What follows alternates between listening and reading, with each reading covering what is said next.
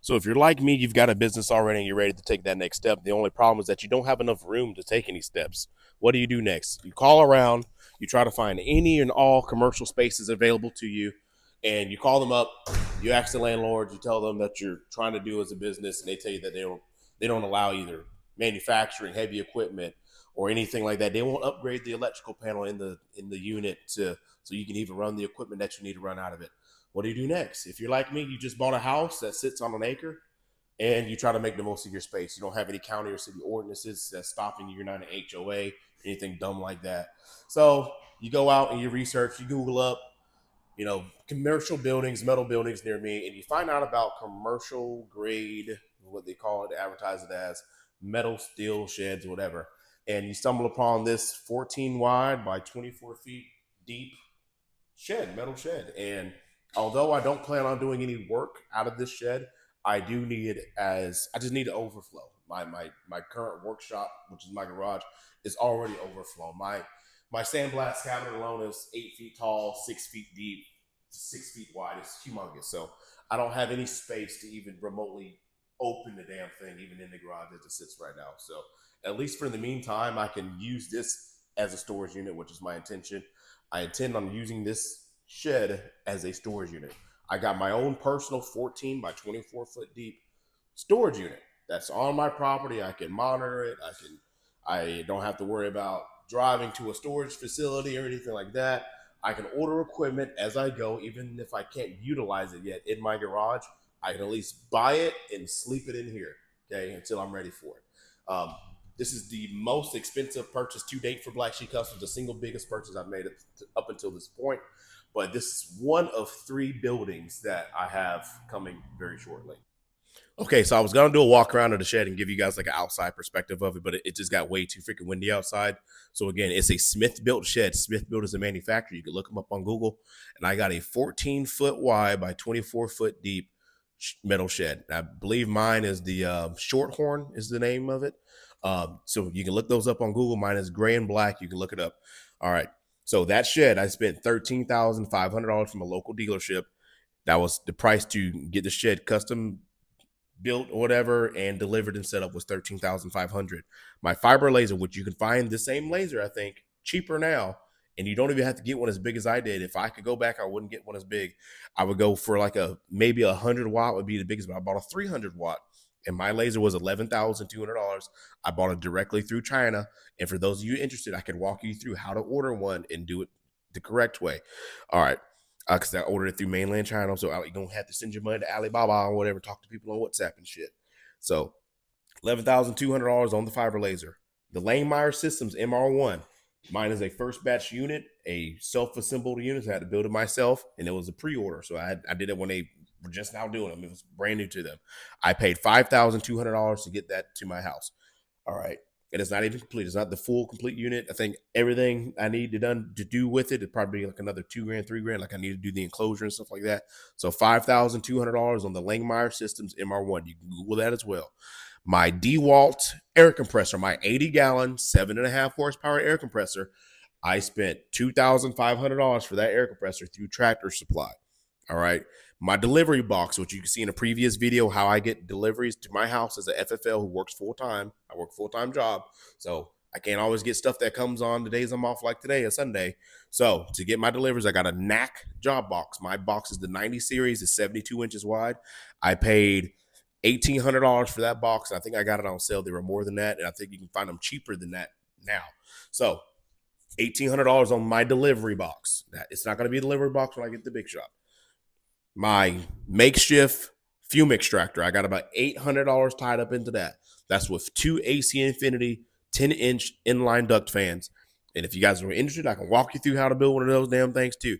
You can, and again, just throw it out there real quick. Everything I got in here, I'm not telling you to try to imitate or copy what I'm doing. I'm just showing you what Terrence is doing. All right. So you can get a smaller laser. You don't have to get a CNC machine like I got. You don't have to get a sandblast cap as big as I got. I want a sandblast cabinet I can fit four 30-inch rims, 30-inch wide diameter rims in at a time and not have to worry about opening it back up and putting new stuff in. So I bought a sandblast cabinet that's that big. But as far as just doing gun parts, you can get the little Harbor Freight $300 unit. All right.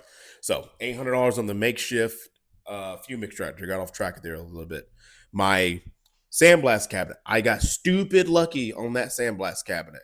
That is a $9,000 setup. That sandblast cabinet. Even though it's not done, it's still got to put the new gloves in it. Still got to do the gaskets for the drop doors and stuff like that. I got that on sale on Facebook Marketplace from a factory or some shit that was a warehouse that was closing down for $600 from Facebook Marketplace. I had to drive 3 hours to go get it, but I got it for $600. So whatever my fuel was for that, I'm not going to include it. And then my aluminum tank that I'm going to be using as a strip tank that's going to be outside. I'm going to cut the side out of it. I'm going to put the stainless steel mesh down. I'm going to use that to blow the paint and debris off and stuff that's been in chemical strip and stuff like that off. I paid $250 for that aluminum tank, that 750-gallon aluminum tank, and my stainless steel tub with the dividers in it. I got that from the same guy on Facebook Marketplace for $200, $250. So everything all together for Black Sheep Customs I have spent. I'm not gonna include my gun safe because I had that already, and now I'm just using that for the business now. So I'm not gonna include that. It was a pre-existing thing. I have $35,850 tied up so far. So shit, that's a lot more than I thought it was gonna be. It doesn't feel like it's that much because I don't have a payment on anything, and I'm not trying to give anybody financial advice. That's not what this video is about or anything like that. But for me to do this business and for what me and my wife had discussed previously, I didn't feel comfortable even remotely trying to start this thing if I was going to have a bunch of debt that was going to come out of it. So it was pretty much, if I can't afford to buy whatever the item is outright cash, I'm not going to order it or have it set up for the business. So everything I have here, I purchased. I don't have a payment on it. So my laser, I spent $11,000 on my laser. That shed outside, I spent $13,000 on that shed. This CNC machine, I spent $5,200 on that CNC machine. So I'm very fortunate to have a job that pays me as well as I do. It didn't always. I just made journeyman. So I brought most of this stuff when I was an apprentice. So I'm not trying to give anybody advice about what to do, what not to do. I'm just showing you what Terrence has done. Terrence is doing. Okay. So $35,850 is a lot of money to have tied up. But I'm nowhere near probably even. I don't even think I'm halfway when it comes to the stuff I want to do. I don't want to start a business out of my home and then it looks like somebody's doing a business out of their home. You know what I mean?